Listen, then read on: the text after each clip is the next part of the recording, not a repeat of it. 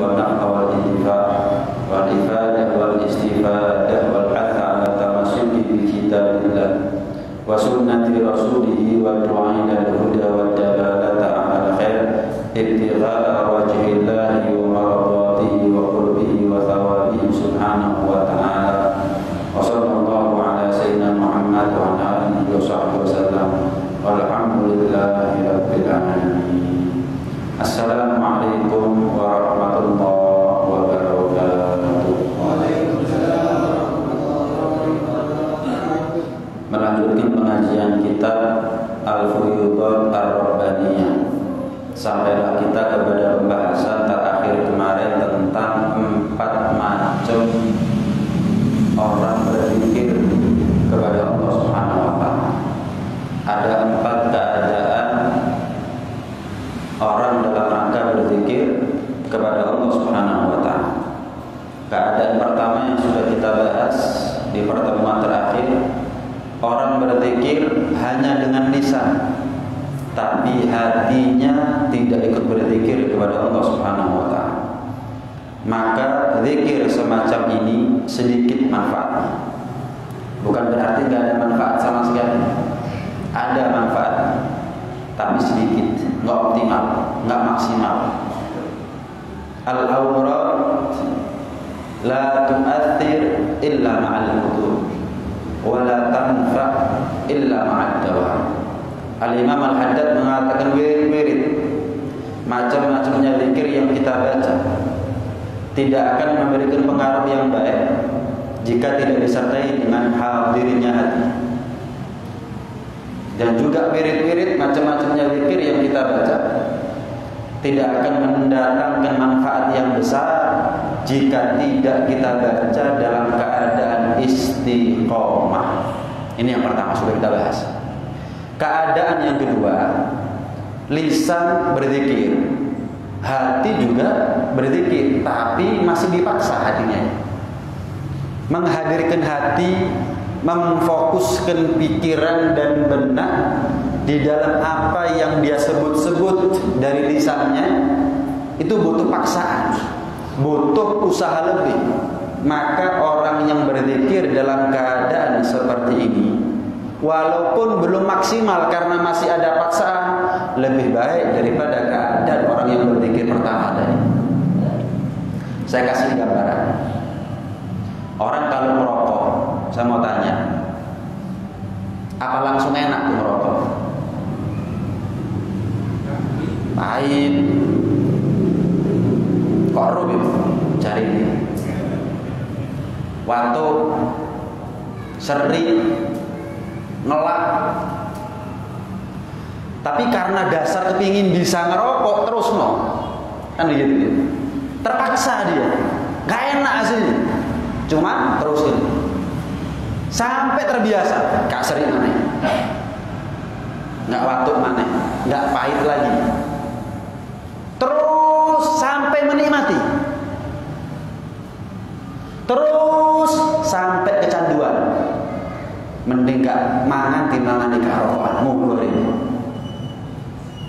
Tapi awalnya dari keterpaksaan, berat sebetulnya, cuman karena dasarnya kepingin, teruskan sudah sampai terbiasa, sampai menikmati, sampai kecanduan, saking nyandunya gak mangan gak pokok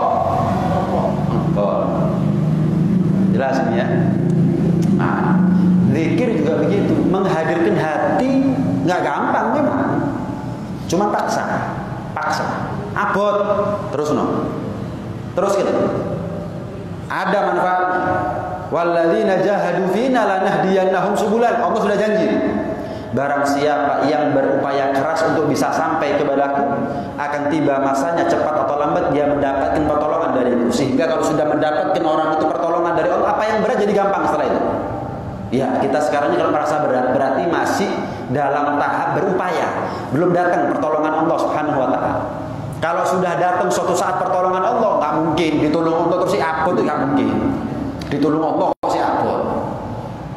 Ditolong Allah itu pasti hilang beratnya, hilang payahnya, hilang capeknya, hilang susahnya. Yang ada apa? Kenikmatan. Yang ada apa? Kesenangan. Yang ada apa? Hobi dalam ibadah kepada terus paksa, terus paksa. Nih, wajar lah, wajar, namanya juga masih pemula.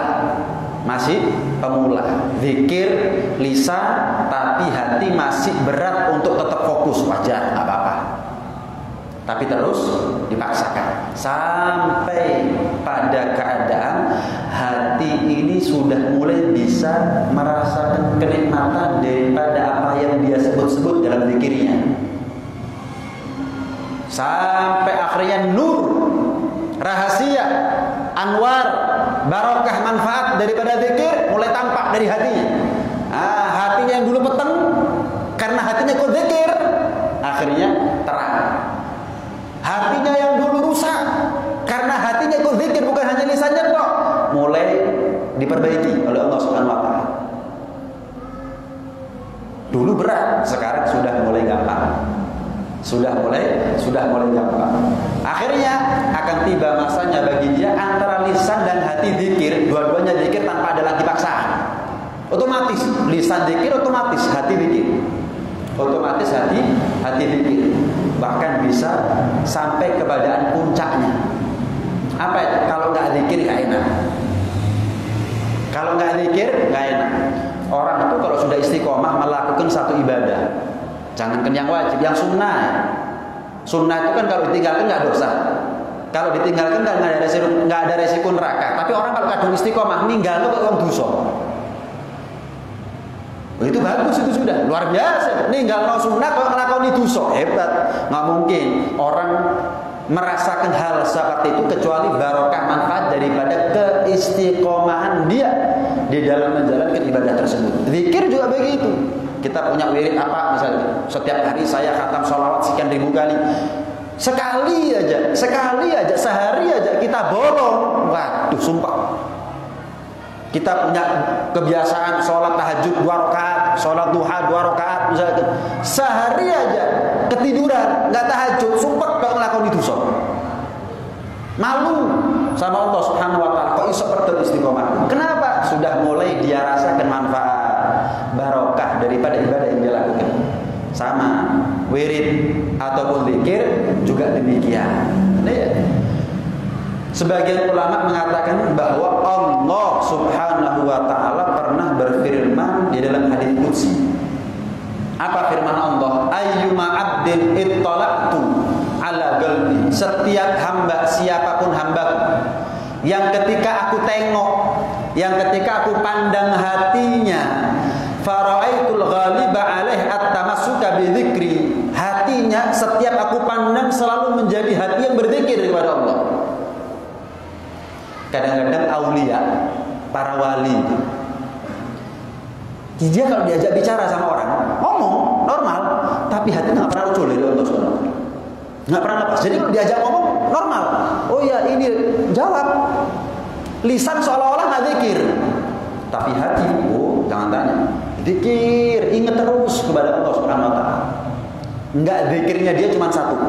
Pas tidur baru nggak zikir. Kalau Nabi tidurnya pun tetap zikir, hatinya tetap ingat kepada Allah Subhanahu wa taala. Tanamani ainaya wa la yanamu qalbi, kata Nabi sallallahu alaihi wasallam. Dua mataku boleh tidur, tapi hatiku enggak pernah tidur dalam berzikir kepada Allah Subhanahu wa taala. Itu Nabi.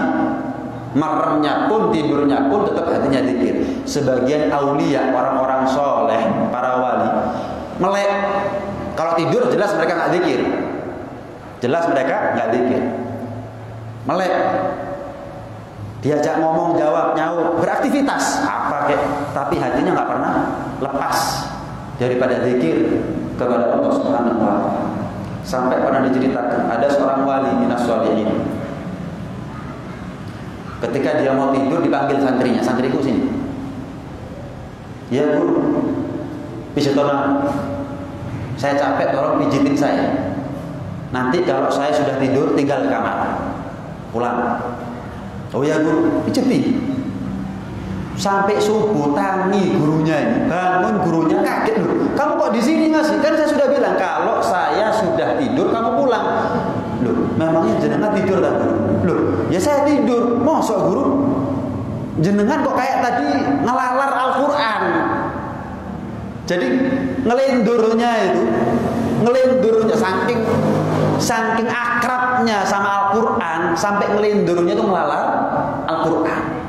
Orang itu kan kalau sibuk mikiri sesuatu, kadang-kadang kapan dia tidur terus ngelindur, yang dia sebut adalah sesuatu yang ada dalam pikirannya.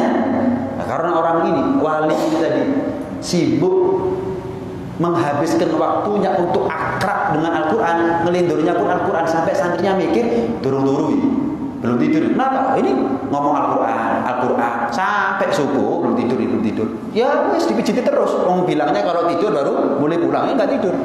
Padahal tidur, cuma ngelindurnya Al-Quran. Itu orang soleh. Hatinya nggak pernah lepas daripada Allah Subhanahu Wa Taala. Ketika aku Allah nengok hati seorang hamba, aku pandang hati seorang hamba, kok hatinya itu selalu terkuasai dalam hal menyebut-nyebut namaku, berzikir kepada hatinya selalu ingat dan nyambung kepadaku, tawallaitu siyasatah, maka aku akan urusi semua urusannya dia. Apa yang menjadi hajat, kebutuhan dia, keselamatan dia, aku handle, aku atasi semuanya. Wa kuntu jalisah wa muhadithah wa anisah, dan aku akan menjadi teman bicaranya dia, dan aku akan menjadi teman duduknya dia, teman setianya dia. Orang kalau bersama Allah aman. Mana ada orang bersama Allah tapi nggak aman. Makanya Allah Subhanahu Wa Taala berfirman dalam Al-Quran, Allahu waliyul ladzina amanu. Allah itu menjadi pelindungnya orang-orang yang beriman. Gimana sifatnya orang yang beriman sehingga Allah selalu melindunginya? Alladzina amanu wa tatmainnu qulubuhum. Ala bi dzikrillah tatmainnul qulub. Orang yang beriman itu adalah orang yang hatinya tenang. Orang yang hatinya tenang. Gimana caranya agar hatinya tenang? Ala bidzikrillah tatmainnul qulub. Ketahuilah dengan zikir kepada Allah, nyebut ingat kepada Allah, itulah yang membuat hati kita ini tenang. Bukan kekayaan. Kekayaan bikin sumpek. Malah kadang-kadang sugih tetap bunuh diri. Mana ada orang zikir terus bunuh diri? Nggak ada. Orang sholawatan misalkan setiap hari 1000 kali terus mati bunuh diri, nggak ada.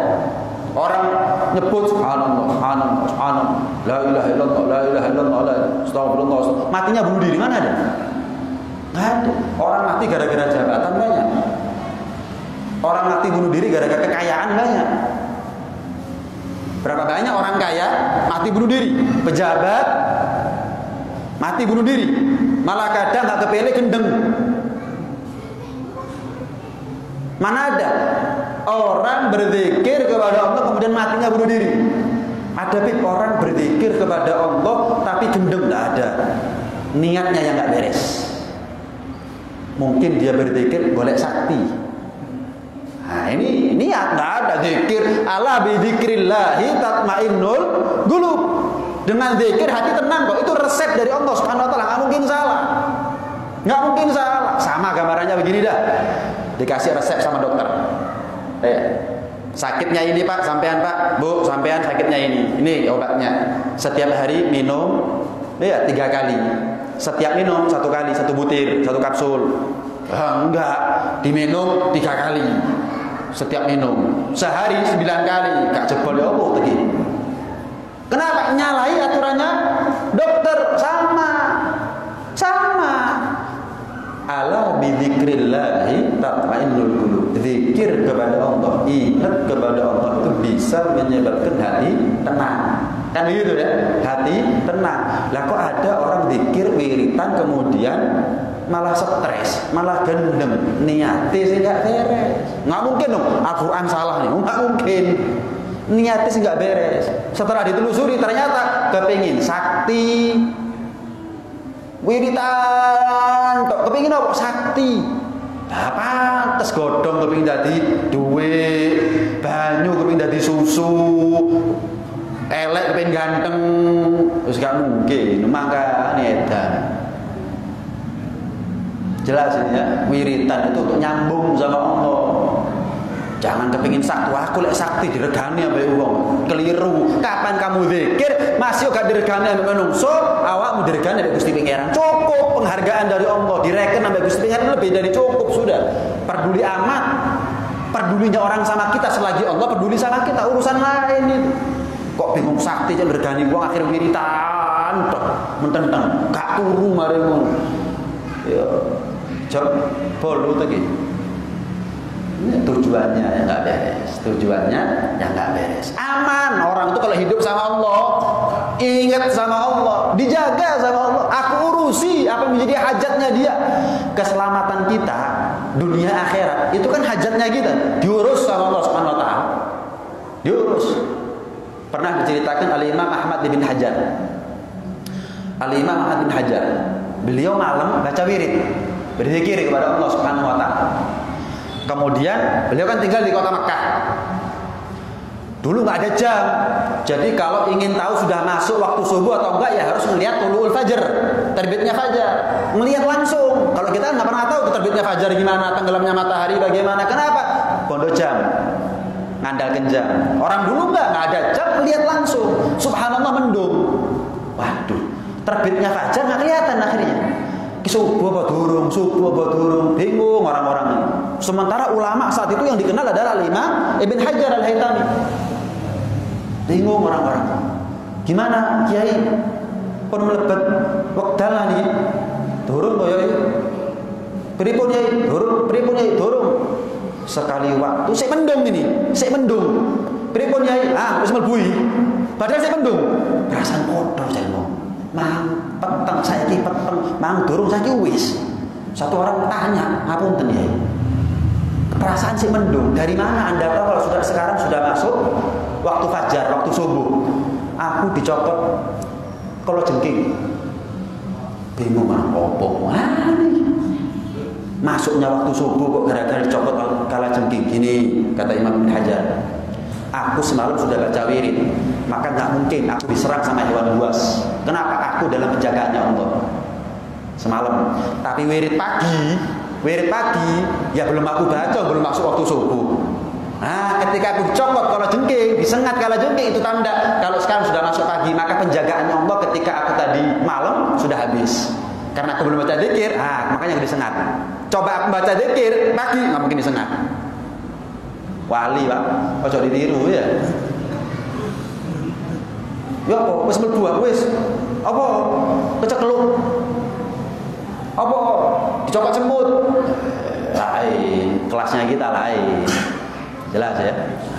Wah, orang kalau sudah ingat sama Allah Subhanahu Wa Taala, nggak mungkin lepas daripada penjagaan dan perlindungannya Allah. Nah, pernah juga diceritakan ada seorang sahabat namanya Abu Darda. Abu Darda ini ketika ada di masjid, ada satu orang dalam keadaan gupuh ngomong, Abu Darda, rumahmu kebakaran. Gak mungkin. Tenang jawabnya itu. Kalau kita gimana? Enaknya di masjid, rumahmu kobongan. Waduh, buyar. Ini gak tenang. Rumahmu. Gak tenang, gak kira kobongan. Kok yakin, kok tenang. Dikasih tahu rumahnya kebakaran, gak bakal kobongan. Ditanya Abu Darda, dari mana kamu tahu? Bahkan kamu yakin kelihatan tenang begitu. Dikasih kabar rumahmu kebakaran, kamu yakin rumahmu gak kebakaran? Sebab aku mengandalkan hadisnya Rasulullah SAW. Aku teringat hadis pesan daripada Rasulullah SAW bahwa barang siapa yang di pagi hari baca amalan Allahumma anta rabbi la ilaha illa anta alaika tawakkaltu wa anta rabbul arsyil azim ma sya'allahu kana wa ma lam yasha' lam yakun la haula wa la quwwata illa billahil aliyyil azim a'lamu anna Allah ala kulli syai'in qadir wa anna Allah qad ahata bi kulli syai'in ilma Allahumma inni a'udzubika min syarri nafsi wa min syarri kulli dabbatin anta akhidun min nasyatiha inna rabbi ala siratin mustaqim. Barang siapa yang baca amalan tersebut lam yusibhu fi nafsihi wala ahlihi wala malihi syai'un yakrahu. Keselamatan nyawanya, keselamatan keluarganya, keselamatan hartanya tidak akan hilang. tidak akan menimpa sesuatu apapun pada dirinya, sesuatu dia nggak suka. Artinya apa? Dirinya, keluarganya, hartanya akan selamat. Dan aku tadi pagi sudah baca itu. Ini kalau kita biasa pagi baca wiridul latif setelah subuh ada ya.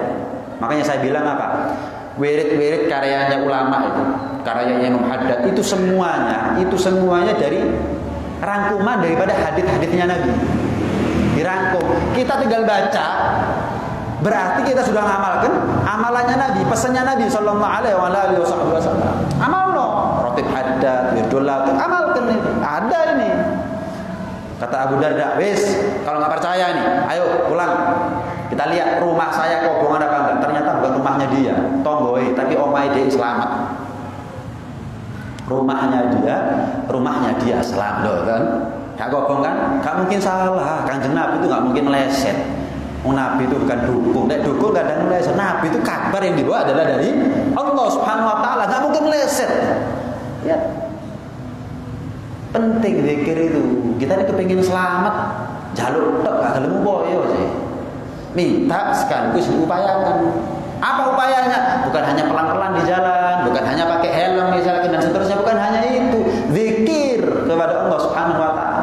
Keluar dari rumah baca Bismillah, amantu billah, tawakkaltu 'ala Allah, wala haula wala quwwata illa billah. Begitu seharusnya. Zikir, ingat nyambung kepada Tuhannya Allah Subhanahu wa taala. Termasuk zikir yang manjur, mujarrab untuk dibaca ketika kita merasa butuh pertolongan. Itu adalah bacaan la haula wala quwwata illa billah. La haula wala quwwata illa billah. Diceritakan dulu ada seorang sahabat namanya Auf bin Malik. Auf bin Malik ini punya anak namanya Salim. Sekali waktu terjadi perang, anaknya yang namanya Salim ditawan sama orang-orang kafir, ditawan. Waduh, nangis istrinya Auf bin Malik ini, ibunya Salim nangis. Wah, nak selamat anakku ini dan itu. Sampai akhirnya Auf bin Malik sebagai bapak, sebagai suami datang kepada Rasulullah SAW. Mengeluh, gimana ya Rasul? Pertama, kata Rasulullah, ittaqillah, bertakwalah kamu kepada Allah. Bertakwalah kamu kepada Allah. Wa may yattaqillaha yaj'al lahu makhraja. Barang siapa yang bertakwa kepada Allah, Allah kasih solusi. Tenang, ya. Yang kedua, sabar. Maksudnya sabar apa? Telaten. Dan aku pesan kepada kamu mulai sekarang, kamu dan istrimu, kalau kepingin anaknya selamat, baca banyak-banyak la haula wala quwwata illa billah. Ulang. Ketemu istrinya, gimana mas? Apa jawaban Rasulullah? Bertakwa, sabar, zikir, la haula wala quwwata illa billah. Coba bojone kula panjenengan sedaya. Yo. Takwa, sabar, zikir. Ya gak solusi belas ngono tok ya. Makanya bukan kita jadi sahabat. Coba kita jadi sahabat, kafir di sini mungkin kita. Lah Nabi ya mesti dumangno anakku balik. Kok kene wong takwa, sabar, zikir, dek. Wong susah kok takwa, repot wis. Jelas ya? Tapi karena ini perempuan sahabat, hebat nasihat Rasulullah. Wis diamalno, wiritan. La haula wala quwwata illa billah. Enggak lama kemudian, 2-3 hari kemudian, Salim datang bawa ribuan kambing. Bonus. Ribuan kambing itu bonus. Bingung bapak. Pedus tukang ndi nak? Kamu balik selamat gak kurang satu apapun, alhamdulillah. Lah kok marok mau wedhus iki? Gimana ceritanya? Saya ditawan. Subhanallah, orang-orang kafir itu diserang. Di kemudian hari diserang. Ya karena kalang kabut mereka lupa sama saya. Mereka pulang, mereka kocar-kacir. Ketika mereka kocar-kacir lupa sama saya, kemudian kambing ini gak diurus, yang penting nak selamat. Lah mosok bingung ada selamat enggak wedhus, diserang, perang, terus gak mungkin. Udah ditinggal. Tawanan ini semuanya ditinggal sama mereka orang-orang kafir. Ya wis aku ucul. Iya, kemudian kambing ini aku bawa pulang sekarang. Wis. Kan hartanya orang kafir boleh diambil ya. Kafir harbi ya, cok kafir. Marang halal penjarahan bareng ngono. Hartanya orang kafir yang musuh sama Islam itu halal. Ini kan perang. Perang melawan orang kafir, hartanya orang kafir halal. Ibarat jadi harta rampasan perang gitu sudah dibawa. Ya, barokah zikir kepada Allah. La haula wala quwata illa billah. Enggak ada daya, enggak ada upaya kecuali daya dan upayanya Allah Subhanahu wa taala. Diceritakan lagi. Biar kita termotivasi untuk berzikir kepada Allah. Diceritakan ada seorang sayyid. Ada seorang sayyid. Marganya Al-Jufri. Dulu hidup di kota Gasam di Hadramut. Kemudian selang berapa lama dia dakwah ada di kota Palembang. Sampai di Palembang mukim ada di sana. Karena dikenal ini adalah ulama, ustadz. Maka beberapa orang tuh minta tolong ajari anak saya. Belajar baca ini kek, baca itu kek, baca Safina, Sulam Taufik, misalkan Risalah Jami'ah. Pertamanya nggak mau, sampai dipaksa mau, ya wis. Kan kadang-kadang pendatang itu untuk dakwah di tempat yang baru dia tempat itu kan nggak enak kadang-kadang. Ada yang lain kok saya ini pendatang begitu, wis. Orang lain aja. Intinya tawadhu pertamanya. Dipaksa, akhirnya mau. Ada orang hasut, ada orang nggak seneng. Akhirnya orang yang dari Hadramut ini, Sayyid Al-Jufri yang dari Hadramut ini dites ilmunya. Bukan dites apa, kesaktiannya bukan, karomahnya bukan. Ya ilmunya sudah. Ditanyai pertanyaan-pertanyaan yang berat. Kan nggak ada ya, pertanyaan yang nggak ada jawabannya itu nggak ada dalam Islam. Al-yauma akmaltu lakum dinakum. Jadi OPR ya. Jadi karena fokus sama pertanyaan itu, putolaa dia. Bisa pindah gak apa-apa. Lek bentemu takoki maneh. Kan selama-lama kabotan gitu. Waduh, pertanyaannya abot-abot iki ngetes ya ojo-ojo. Malam tidur mimpi ketemu Imam Haddad. Apa kata Imam Haddad? Tenang aja. Jangan khawatir. Pagi sore baca rotibku. Rotib yang kita baca tadi. Pagi sore baca rotibku. Setiap kamu ditanya suatu saat, butuh saiki maca ora pinter. Suatu saat, kata Imam Haddad, kamu ditanya bisa jawab. Ilmunya ilmu laduni, jawaban langsung dari Allah Subhanahu wa taala. Bahkan setelah sekian lama bertahun-tahun dia baca rotib Haddad bukan dulu. Kita kan seminggu sekali. Ngono kok pinalim ya apa ceritanya? Ini sehari 2 kali, pagi sore rotib terus bertahun-tahun. Istiqomah, manfaat sampai diriwayatkan kalau ada orang sakit umur sik dawa tenang aja. Sampai segitunya ilmunya itu. Sampai segitunya. Nanti kalau ada orang sakit lagi, ya dia nggak ngomong, matinya kapan nggak ngomong, cuman tipis harapannya. Oh dokter aja boleh kok ngomong gitu ya. Ini juga begitu, tapi ilmunya dari Allah. Tipis harapan. Mudah-mudahan sembuh. Kalau enggak, mudah-mudahan sudah khotim setengah itu nggak. Temenan tapi, kutu bedek. Bukan nebak. Enggak, temenan. Tipis harapan, nggak lama meninggal. Oh masih hidup, subhanallah sembuh. Padahal sakitnya sakit keras, tapi sembuh setelah itu. Sampai segitunya ilmunya. Gara apa? Setiap hari baca rotib Haddad pagi dan sore. Tapi ingat kita baca rotib Haddad bukan untuk karomah seperti ini. Ini sih gari gendeng semua ya ini. Kayak untuk karomah. Tidak boleh. Ini yang saya bilang. Baca wirid itu cari manfaat. Salah satu yang paling penting agar manfaat, saya harus nyambung terus sama Allah Subhanahu wa taala. Orang itu kalau nyambung sama Allah dijaga. Wis itu aja sudah. Lain daripada bonus. Kok bingung ambek sekarang saya jenengan masuk ke warung, ke warung rawon atau warung soto, mosok golek kerupuk. Entek kerupuk sak blek rawon enggak diudik, soto enggak diudik. Ya apa ceritanya?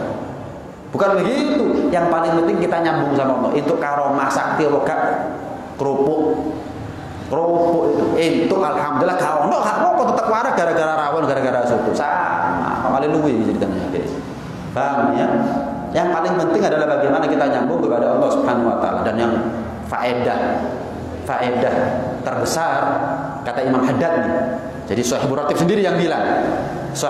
sendiri yang bilang bahwa barang siapa yang istiqomah membaca rotibku, insya Allah besar kemungkinan dia husnul khotimah. Kalau kita ngaku akeh dosa, kepingin husnul khotimah, akeh dosa kepingin husnul khotimah, kan kepingin nganan kelakuannya ngiri gitu nih. Kepingin husnul khotimah, rotib haddad jangan ditinggal. Berapa menit sih? 10 menit, 15 menit maksimal. Kadang-kadang ambil apal, main sepedaan, apal. Khatam dari rumah ke masjid, misalnya karena apal. Ya, ambil nyetir, ambil moco. Hafal, khatam, selesai. Mari, setinos pisan. Bisa sekali 2 kali nggak apa-apa. Subuh baca wirdul latif, malam baca rotib haddad, wes. Manfaat dunia akhirat, dilindungi keluarganya kita, dilindungi hartanya kita, dilindungi akhiratnya kita. Allah kasih mati kita husnul khotimah. Kurang apa? Dikira resep model ini gampangi untuk dunia akhiratnya kita nggak mau, kok berat ini untuk apa? Ini, nah. Kemudian saya tambahin sedikit. Keadaan ketiga orang berzikir antara hati dan lisan. Kapan dia berzikir, nggak ada lagi yang namanya paksaan, otomatis ngalir. Kapan dia subhanallah, hatinya subhanallah, maha suci Allah. Kapan hatinya la ilaha illallah, hatinya langsung nggak ada Tuhan kecuali, nyambung, ngalir, enak begitu. Kenapa? Ya kalau ngerokokan itu mau, ya enak, ya mau lancar. Yang dulunya watak-watuk, saya kira lancar, malah iso kota, iso bunter, iso segitiga, iso bintang, iya. Dan keadaan yang keempat orang berzikir adalah ini puncaknya. Puncaknya sempat saya bahas tadi di awal. Gandrung, nyandu sama zikir. Waduh, lek wis gak zikir berarti dia nganggap sudah lupa sama Allah Subhanahu wa taala. Pantes tak? Seorang hamba yang diciptakan dan dikasih rezeki, diatur hidupnya dia lupa kepada Allah, pantes. Jadi apa? Nyandu tapi bukan sama kemaksiatan, nyandu sama zikir. Pernah seorang laki-laki datang kepada Abu Muslim Al-Khawlani. Wahai Abu Muslim, kasih saya nasihat. Maka nasihatnya adalah yang banyak zikir kepada Allah Subhanahu wa taala. Siap? Ada nasihat lagi enggak? Tambahin. Kamu zikir sampai orang nganggap kamu gila. Wes, zikir terus sampai dikira orang-orang, wah, edan, saking kene zikir. Wah, gila. Edan. Dia ngomong, ini bukan gila, ini obatnya orang gila. Orang gila itu hatinya nggak tenang, stres. Ala bidzikrillahi tatmainnul qulub. Zikir justru obatnya ketenangan. Cara agar hati kita tenang, nggak stres, ada zikir kepada Allah, itu orang gila. Ini justru obatnya orang gila. Dijawab. Jelas ini. Jadi zikir saking nyandunya saja orang ucap dia edan. Ya ada ya bukan gara-gara zikir seperti yang saya bilang di awal, gara-gara niatnya sehingga api dan temenan ya ono. Ini stres betulan, pedot untuk kita temenan ya ono. Ini enggak saking banyaknya zikir atau gak ngereken sampai umum. Kenapa? Fokusnya sama Allah sudah, alamnya alam lain juga. Roto gak ngereken sampai umum. Tingkah lakunya agak gak normal. Nih, kenapa? Yes. Tenggelam dalam lautan samudra ma'rifatnya Allah Subhanahu wa taala dan berzikirnya dia. Wis. Orang seperti ini kadang-kadang orang yang normal menganggap dia nggak normal, tapi sebetulnya dia adalah lebih normal daripada orang yang normal. Lebih normal daripada orang yang normal. Terakhir diceritakan ada beberapa orang latihan manah. Tapi di antara mereka ada satu orang yang duduknya paling jauh. Satu orang ini heran, semuanya latihan mana, tepak-tepakan, kayak lomba begitu. Ini satu orang duduknya paling jauh, kok aneh, tapi ngelihati, gitu. Diparani. Kenapa aku nggak ikut main manah sama mereka? Zikir kepada Allah lebih nikmat. Jawaban dia. Oh, Kamu sendirian tadi sini? Enggak, ya sama Allah sama dua malaikatku. Sama Allah sama dua malaikatku. Terus aku mau tanya, yang latihan nanah itu siapa yang menang? Yang dapat ampunannya Allah yang menang? Jawabannya kan orang kalau sekarang ditanya jawabannya begini, wedan kan begitu. Padahal tepak kabeh jawabannya. Zikir kepada Allah lebih nikmat. Nih, diwiana enggak sampai Gusti Pangeran dan malaikat. Kan nggak nyambung ini jawabannya ini. Kalau kita mungkin, wah, kakek dikancani mau kayak gini, tularan aku. Padahal ini normal ini. Pikirannya sudah akhirat sudah, nggak nyambung sama manusia. Nggak nyambung sama manusia. Jelas ya? Siapa yang menang di antara mereka? Yang mendapatkan ampunannya Allah, itu yang menang. Aku mau tanya, aku mau ke daerah ini, aku mau ke daerah fulan misalnya, ke rumahnya fulan. Lewat mana ya? Tulang itu. Ayo coba. Kira-kira kene sing takok jawabane kok ngono ya kira-kira. Oh, cak gendut tuh mau lewat mana? Tulang itu. Sambil tinggal pergi. Ya Allah, betapa banyaknya manusia yang membuat saya sibuk darimu ya Allah. Sampai sambat, sampai ngeluh. Ya Allah, betapa banyaknya orang ini yang membuat aku sibuk meladeni mereka sampai saya lupa untuk khidmat kepadamu ya Allah. Tinggal wis, kakek cangkem, ibarat dia kakek cangkem. Ganggu, saya ini zikir sama itu diganggu atau kakek takok. Tinggal wis. Subhanallah itu. Zikir yang sampai dia betul-betul tenggelam dalam lautan makrifat atau orang anggap wah gak normal. Zikirlah kamu sampai seperti itu. Sampai orang anggap gak normal. Yaitu puncak daripada bagaimana kita zikir ingat nyambung kepada Allah Subhanahu wa taala. Itu 4 keadaan bagaimana orang berzikir kepada Allah Subhanahu wa taala. Mudah-mudahan Allah takdir kita menjadi ahli zikir. Zikir lisannya, zikir hatinya, mudah-mudahan termasuk di antara mereka yang mampu kepayang dalam lautan samudera ma'rifatnya Allah Subhanahu wa taala. Mudah-mudahan barokah manfaat daripada zikir-zikir wirid-wirid yang kita baca selama ini mendatangkan manfaat barokah zahir batin dunia sampai ada di akhirat. Mudah-mudahan barokah ratibul haddad kita dikasih husnul khatimah oleh Allah Subhanahu wa taala. Amin Allahumma amin. Amin ya rabbal alamin. Ya, oh ya. Ada barokah Fatihah ya untuk jamaah kita biasanya hadir ya Pak Muhammad Nur. Mudah-mudahan segala amalnya diterima oleh Allah. Kalau punya salah, punya dosa, mudah-mudahan diampuni oleh Allah Subhanahu wa taala. Kuburnya dikasih terang, dikasih lapang, dikasih jembar. Mudah-mudahan menjadi raudhah min riyadil jinan, betul daripada kebun surga. Mudah-mudahan beliau sekarang disenangkan oleh Allah Subhanahu wa taala dan mudah-mudahan keluarga yang ditinggal dikasih tabah, dikasih sabar dan mudah-mudahan anak cucu keturunannya bisa mengikuti keistiqomahan beliau, hadir di majelis pengajian, hadir di majelis taklim, i'tikaf di masjid dan lain sebagainya. Ala hadhihi niyyah wa ala kulli niyyah shalihah ila hadratin nabi Muhammad sallallahu alaihi wa